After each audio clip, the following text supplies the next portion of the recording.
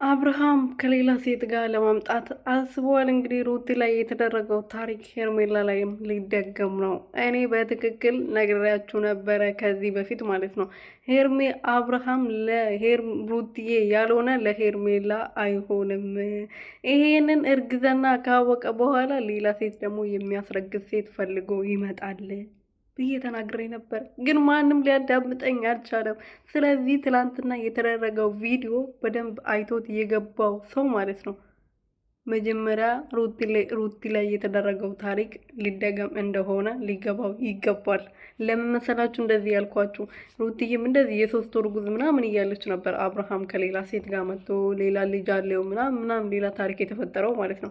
ስለዚህ ሄርሜላ አሁን አብርሃምን ለምን ትከታተለዋለች? አንደኛ ደረጃ ከዚህ በፊት አድርጋ ማታውቀውን ከዚህ በፊት አብርሃም ብዙ ጊዜ መጥቷል አይደል? እንደ ቤት ውስጥ መጥቶ ብዙ ነገር ተፈጥሮ መኪና ውስጥ ቁጭ ብሎ ብዙ ነገር ስታይ ዝም ብላ ነበር። በሰላም ነበር ሲመጡ የነበረው ቪዲዮ ታያለች አይደለም? ስልክ አላት፣ ግን እስከዛ ድረስ ምንም ተናግራ አታውቅም።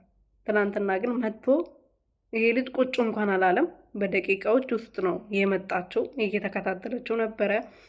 ኤፍሬምም እጥራት ሩቲም ትጥራው ማንም እጥራት ግን እየተከታተለችው ነበር። ማንም አልጠራኝም ነው ያለችው አይደለ? አብርሃም ኤፍሬም እዛ ጋር ተናግሯል። ሩትዬም እዛ ጋር እኔ አልጠራዋትም፣ እኔ አልነገርኳትም፣ ራሷ እየተከታተለች ነው። ይህናን ደግሞ ማትታመንበት አንተ ራስክ ሌላ ጥፋት ስላለ ከዚህ በፊት ብዙ ነገር ስላደረካት ነው እንደዚህ የምትከታተል ብላ ሩትዬ ደግሞ እዛ ጋር ፈረጠችው ማለት ነው ምስጢሩን። ሰላም ሰላም ቤተሰብ እንዴት ናችሁ? ደህና ናቸው? ሁሉ ሰላም፣ ሁሉ አማን። እኔ በጣም ደህና ነኝ፣ እግዚአብሔር ይመስገን አለሁላችሁ። ከእናንተ ናፍቆትና ሀሳብ በስተቀር ማለት ነው የኔ ውዶች። ይህን ቻናል ሰብስክራይብ፣ ሼር፣ ላይክ እያደረጋችሁ ቤተሰብ እንድትሆኑ በትህትና እየጠየቅኩኝ። እንግዲህ የሩትዬ ቤተሰቦች አንድ ምስጢር ለነግራችሁ ነው ዛሬ ብቅ ያልኩላችሁ ማለት ነው። ምስጢሩ ደግሞ ምን ሆነ መሰላችሁ? ሄርሜላና አብርሃም ሊጣሉ ነው፣ ሊለያዩ ነው ማለት ነው። ምክንያቱም አብርሃም ወንድ አይደለም። በቃ አብርሃም የወንዶች ርካሽ አለ አይደለ? ዜሮ ማለት ነው እሱ ነው። ምክንያቱም ለማንም መሆን አይችልም። ገባችሁ አይደለ? ልክስክስ ነው ከዛ። ስለዚህ ለሩትዬ ያ ሁሉ ዋጋ ለከፈለችለት ሴት ያልሆነው ወንድ ትላንትና ሁሉም ነገር ኖቶ መኪና ላይ መኪና ቤት ላይ ኖሮት የመጣችው ሴት ሊወዳት ሊያከብራት አይችልም። ለእሷ ሊሆን አይችልም። በቃ ይህም በአጭሩ ልነግራቸው እወዳለሁ።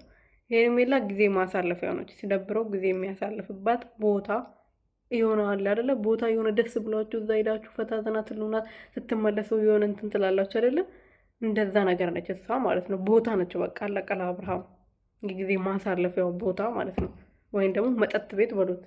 ገባቸው አይደለ? ወንዶች መጠጥ ሲጠጡ የሆነ የሚያደርጉትን ነገር ምናምን አያውቁምና እሷው ጋር ሲል እንደዛ ነው በቃ። እሷ ለራሷ ክብር ስለሌላት ጊዜውን እንደፈለገ አሳልፎባት ተመልሶ ይመጣል። አለቀ። ሩትዬ የኔ ቀብራራ፣ አንቺ ብቻ ይመችሽ፣ አንቺ ብቻ ሳቂልኝ፣ የኔ እናት፣ የኔ ጠንካራ ሴት